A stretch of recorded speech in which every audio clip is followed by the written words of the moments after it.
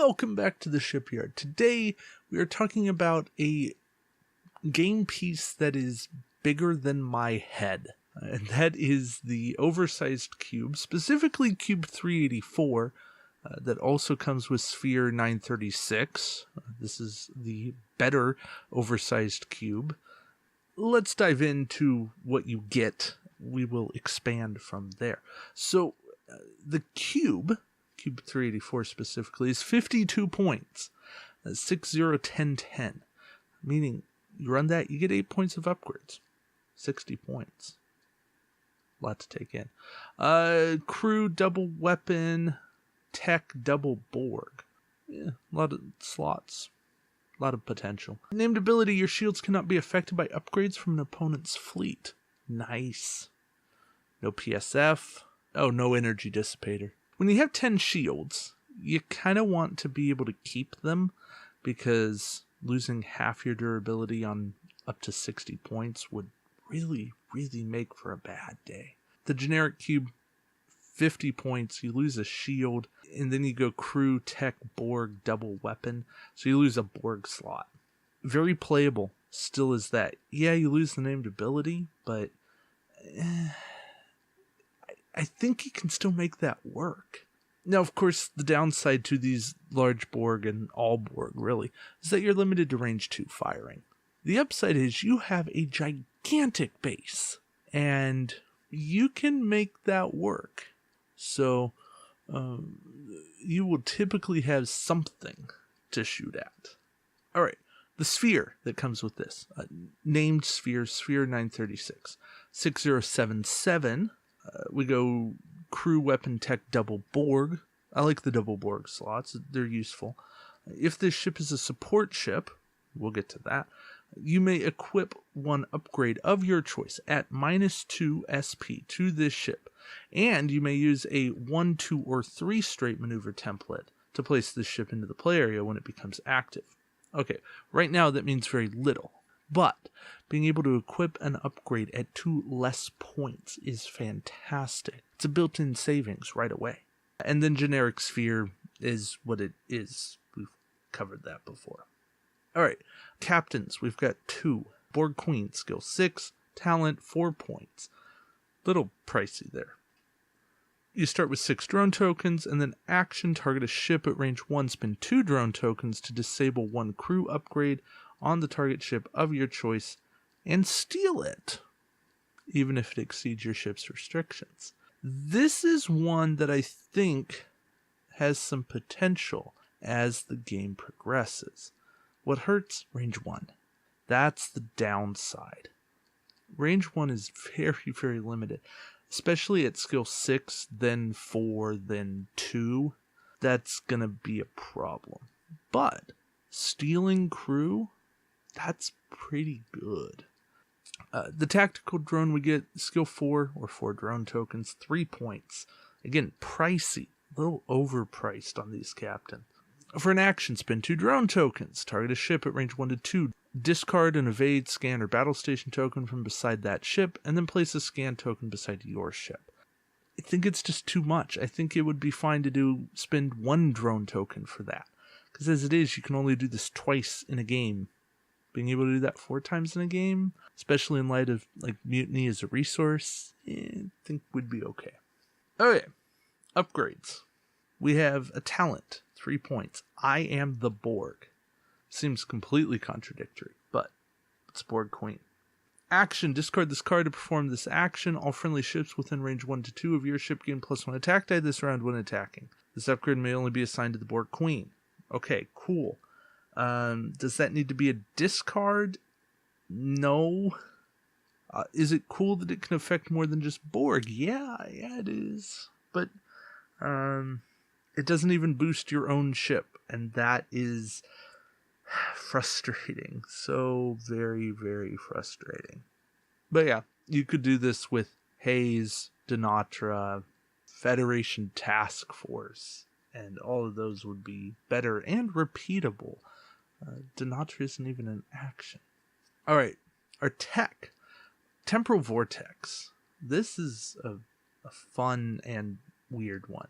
When defending during the compare results step, you may discard this card and spend 3 of your drone tokens to force the attacking ship to redo its attack. All of the dice, attack and defense, are rolled again. All cards and tokens that were used in the original attack remain used and cannot be used in the second attack. This upgrade may only be purchased for a Borg ship. Super thematic. Super messy logistically. It's essentially oh, hey, that attack didn't go the way I wanted to. Let's reset to the roll attack dice step, except you don't get tokens back. And I guess there's no real good way to indicate all of that. But it's a cool card. It's just not a great game mechanic card, because all those unwind cards are just... Okay, but now let's get to the gist of this pack.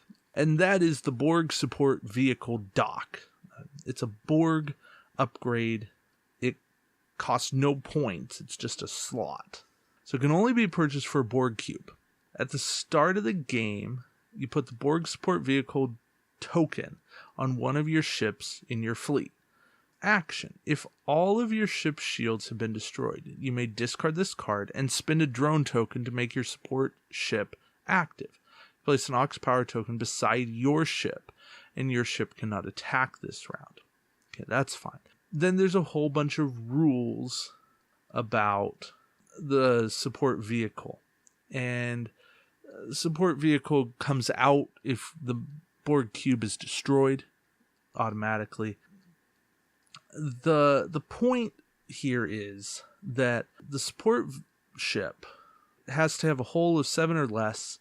It costs 10 less points, 15 less if it's a Borg sphere. It gets captain. It can have upgrades as normal. Basically, it's a ship. It's a ship in all respects. It just works. So if you want to sit on a Regent's flagship, then you can do that. If you want to sit on Voyager, you could do that. Most commonly, it's going to be a Borg sphere. 1, that's what the dock is meant for. 2, it's what you're used to seeing, especially from First Contact.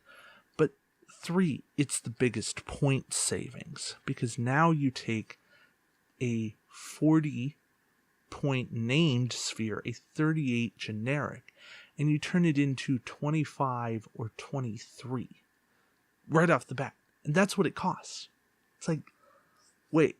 You can get a Borg sphere for 23 points. That's ridiculous. That is absolutely ridiculous.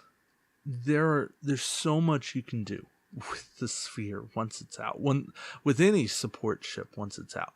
Because your opponent hasn't been able to mess with that ship. They haven't been able to attack it. It's fresh. It's like bringing in a reinforcement in the middle of a battle, and you go, ha, now I'm here. Now I get to do my thing. Great. And the cool thing is, if you run the named sphere in this pack, the Sphere 936, it's almost as if you're getting the named sphere for the price of a generic, because an upgrade costs 2 less. So as long as you're running an upgrade, you're getting your points back. And that's worth it. The crazy thing is that you can run Weyoun Veril on a sphere, and by the time it comes out, your opponent has almost no chance to destroy it, because they will not have a full fleet. 1 attack cancellation per round is all you really need. Yeah, so this pack is fantastic, but if that wasn't enough, it comes with the best mission I have ever played. You're going to see more of that mission on the shipyard. The Facebook fans already have seen most of 2 plays of that mission live streaming last weekend. But I did record more matches of that, because in Fremont, we did a tournament of the OP. We modified it a little bit to make it competitive while being cooperative. But it is the best mission I have ever played, because the board fights back. The Borg are tough. They have 30 hull and 30 shields per player. You can run this with 1 to 5 players, but you only get 120 points per player, and you have to build your fleet together. Now, in a competitive arena, you just bring your fleet, but cooperatively, you can only have 1 Picard, you can only have 1 Hayes, 1 etc. And that makes it even tougher. And the Borg attack differently every round. Sometimes they might roll 10 dice at the 2 closest ships. Sometimes they might just do 2 damage to every single ship on the board. Sometimes they might do 5 dice to everybody and then not attack next round. There's all kinds of crazy things that the Borg do. And if that weren't enough, you're being given a battle objective every round where you want to do it, because if you do it, you get progress towards rewards. And if you don't do it, you suffer repercussions. And I'm sure at some point I will do an actual video, or Dave Griffin will do an actual video on how this scenario plays out.